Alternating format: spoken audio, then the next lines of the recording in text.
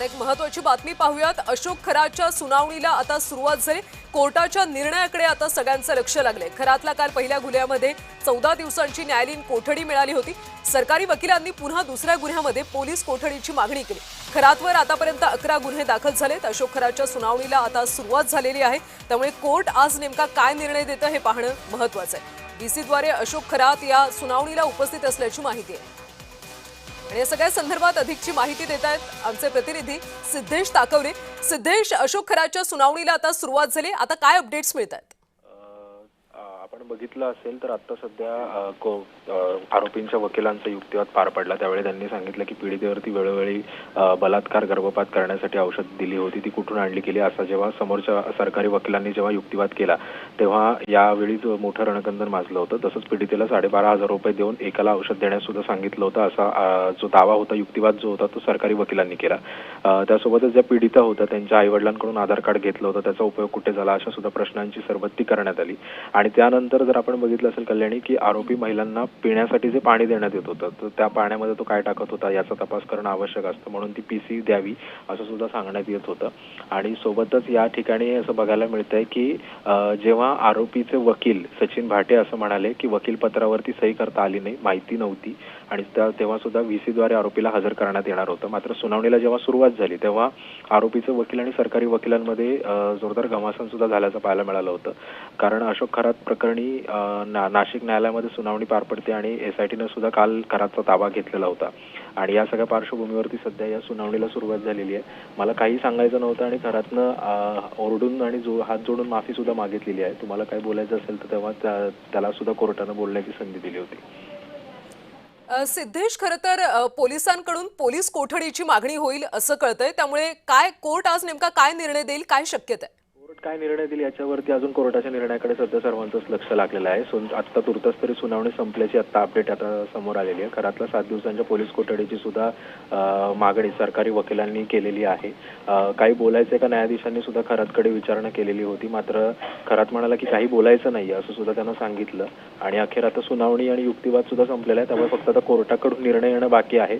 Court त्याला आता न्यायालयीन कोठडी सुनावतं का, पोलिसांनी केलेल्या या गुन्ह्यांमध्ये नेमकं कोर्ट काय निकाल देतं हे सुद्धा पाहणं तितकंच महत्त्वाचं ठरणार आहे। सरकारी वकील आणि खरातचे वकील यांच्यामध्ये घमासान झालं असं तुम्ही म्हणाला होता, त्यामुळे नेमकं सुनावणी वेळी काय काय घडलं? युक्तिवाद पार पडलेला होता कल्याणी, कारण जे आरोपीच्या वकिलांनी जो काही युक्तिवाद केलेला होता तो कुठेतरी खोडून काढण्याचा प्रयत्न कोर्टामध्ये झालेला आहे। खरातनं मला काही बोलायचं नाही याच्यावरती जेव्हा खरातनं उत्तर दिलं तेव्हा 14 दिवसांच्या पोलीस कोठडीमध्ये सुद्धा अनेक अँगल समोर आलेले आहेत असं सरकारी वकिलांनी सांगितलं।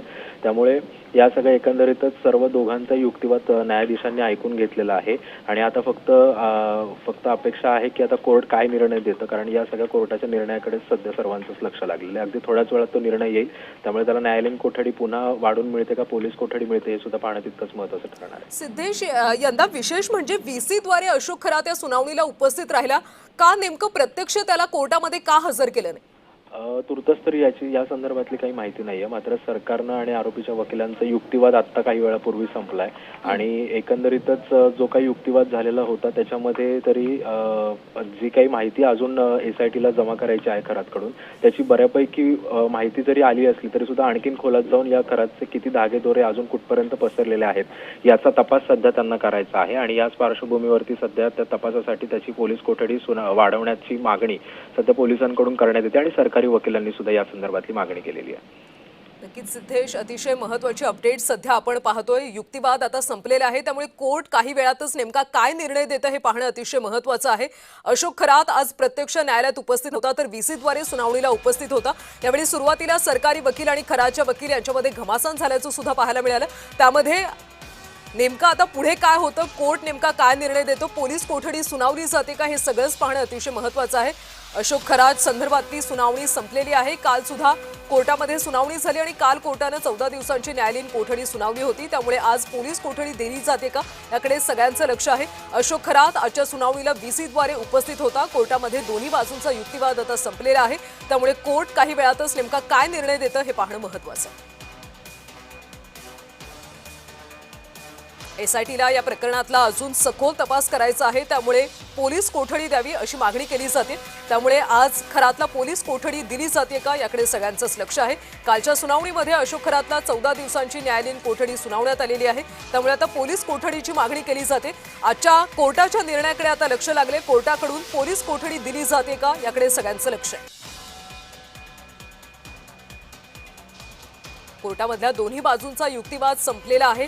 सरकारी वकील आणि खराच्या वकिलांमध्ये यावेळी घमासान झालं। एसआयटीला खरं तर या सगळ्या प्रकरणाचा सखोलपणे तपास करायचा आहे, कारण खरातनं अनेक महिलांना गर्भपातासाठी गोळ्या दिल्या होत्या, ते डॉक्टरांची सुद्धा सध्या चौकशी सुरू आहे। त्यामुळे या गोळ्या नेमक्या कधी दिल्या, डॉक्टरांनी यामध्ये कशा पद्धतीने हस्तक्षेप केला, त्यांचा सहभाग नेमका कितपत होता, सोबतच पीडितांच्या आईवडिलांचे आधार कार्ड सुद्धा घेण्यात आले होते, त्या आधार कार्डचा इतर कुठल्या ठिकाणी वापर करण्यात आला का, या सगळ्या अनुषंगाने सध्या एसआयटीला आणि पोलिसांना तपास करायचा आहे। त्यामुळे सध्या पोलिसांकडून पोलीस कोठडीचीच मागणी केली जाते। त्यामुळे आज कोर्ट पोलीस कोठडी सुनावते का हे पाहणं महत्त्वाचं आहे। आतापर्यंत अशोक खरात याच्यावर तब्बल 11 गुन्हे दाखल आहेत आणि यातले 8 गुन्हे हे लैंगिक अत्याचार आणि शोषणाचे आहेत। इतर गुन्ह्यातला आता तपास सुरू आहे आणि त्याच गुन्ह्यासंदर्भात आज कोर्टामध्ये ही सुनावणी पार पडली। त्यामुळे कोर्ट आज पोलीस कोठडी सुनावतं का याच्याकडे सगळ्यांचं लक्ष लागलेलं आहे। ही सुनावणी आता संपलेली आहे, युक्तिवाद झालेला आहे, त्यामुळे आता कोर्ट काय निर्णय देतं, पोलीस कोठडी सुनावली जाते का हे पाहणं महत्त्वाचं आहे।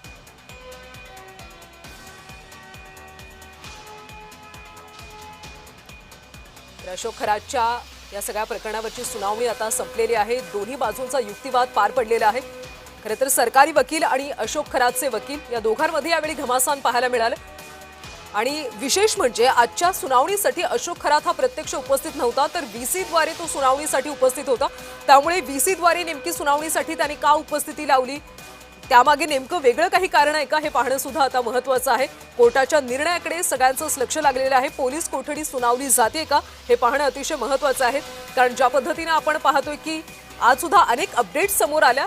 अशोक खरातच्या 3 बँक खात्यांची एसआयटी कडून तपासणी करण्यात आली, कारण त्यानं 70 कोटींची प्रॉपर्टी रोख व्यवहार करून खरेदी केलेली आहेत। त्यामुळे ही प्रॉपर्टी नेमकी कशी घेतली, त्याने कामगारांना सुद्धा कर्मचाऱ्यांना सुद्धा रोखीने पैसे दिलेले आहेत, हे सगळे पैसे नेमके कुठून आले या सगळ्याचा तपास सध्या एसआयटी कडून केला जातोय। लैंगिक शोषणाचे आणि अत्याचाराचे आरोप आहेतच, त्या प्रकरणी सुद्धा सध्या तपास सुरू आहे। मात्र इतर जे काही गुन्हे 3 गुन्हे त्याच्यावर दाखल आहेत, त्या गुन्ह्यांसंदर्भात सुद्धा पोलिसांकडून सध्या तपास केला जातो आणि त्यासाठी पोलीस कोठडीची मागणी सध्या केली जाते। त्यामुळे अशोक खरातला आता पोलीस कोठडी दिली जाते का, कोर्ट नेमका काय निर्णय देतं हे पाहणं अतिशय महत्त्वाचं आहे। काल सुद्धा अशोक खरात संदर्भातली एक सुनावणी पार पडली होती, त्यावेळी न्यायालयानं 14 दिवसांची न्यायालयीन कोठडी सुनावली। त्यामुळे आता पोलीस कोठडी सुनावली जाते का, कारण पोलीस सातत्याने ही मागणी करतायत की अशोक खरातला पोलीस कोठडीच द्या। त्यामुळे कोर्ट आता नेमका काय निर्णय देतं हे पाहणं महत्त्वाचं आहे। अशोक खरातनं आज व्हीसीद्वारे या सगळ्या सुनावणीला उपस्थिती लावली होती, त्यामुळे अशोक खरात नेमका व्हीसीद्वारेच का उपस्थित राहिला, त्यामागे नेमकं काय कारण होतं याची सध्या चर्चा सुरू असल्याचं पाहायला मिळतं। कोर्टाच्या निर्णयाकडे आता सगळ्यांचं लक्ष लागल्याचं पाहायला मिळते। आज सुद्धा अनेक अपडेट्स समोर येतात, ज्या पद्धतीनं त्यानं रोखीनं व्यवहार केले, त्यामुळे आपलं उत्पन्न कमी आहे असं दाखवत त्यानं टॅक्स सुद्धा भरलेला नाहीये। त्यामुळे आयकर विभागाकडून सुद्धा सध्या या सगळ्या प्रकरणाची चौकशी केली जाते। नेमकी एवढी सगळी आर्थिक संपत्ती या अशोक खरातकडे आलीच कशी, रोखीनं व्यवहार कशा पद्धतीनं करण्यात आले याचा सुद्धा तपास सुरू आहे। लैंगिक अत्याचार आणि शोषणाचे तब्बल 8 गुन्हे या अशोक खरातवर दाखल आहेत। बोंधू अशोक खरात संदर्भातल्या सगळ्या कंगोरे सध्या तपासले जातात।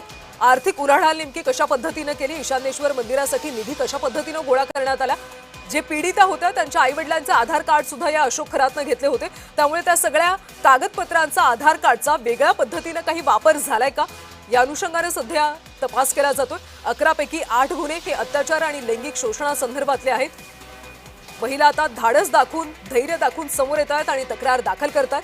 त्यामुळे या सगळ्या तक्रारींचा कशा पद्धतीने निपटारा केला जातो, पोलिसांकडून कसा तपास सुरू आहे, एसआयटीची महत्त्वाची भूमिका आहे, एसआयटी कशा पद्धतीनं खोलपणे तपास करते हे सगळंच पाहणं महत्त्वाचं आहे। त्यामुळे सध्या सातत्यानं एसआयटी कडून सुद्धा पोलीस कोठडीचीच मागणी केली जाते। त्यामुळे आज कोर्ट पोलीस कोठडी सुनावते का हे पाहणं अतिशय महत्त्वाचं आहे। कालच्या सुनावणीमध्ये 14 दिवसांच्या न्यायालयीन कोठडी सुनावण्यात आली अशोक खरातला, त्यामुळे आज पोलीस कोठडी मिळते का याकडे सगळ्यांचंच लक्ष लागलं।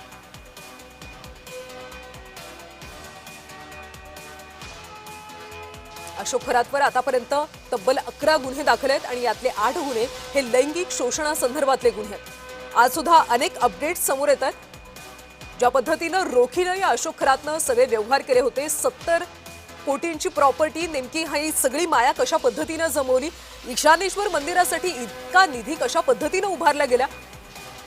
2003 सालचं एक प्रकरण सुद्धा आता समोर आलेलं आहे. अगदी 3 लाखामध्ये त्याने जमिनीची खरेदी केली होती. 16 ते 20 लाख इतक्या किमतीची ती जमीन होती. मात्र त्या कुटुंबावर त्यानं दबाव आणला, मृत्यूची भीती दाखवली आणि ती जमीन बळकावली, हडपल्याचा हा संशय आहे. त्या अनुषंगाने सुद्धा सध्या तपास सुरू आहे.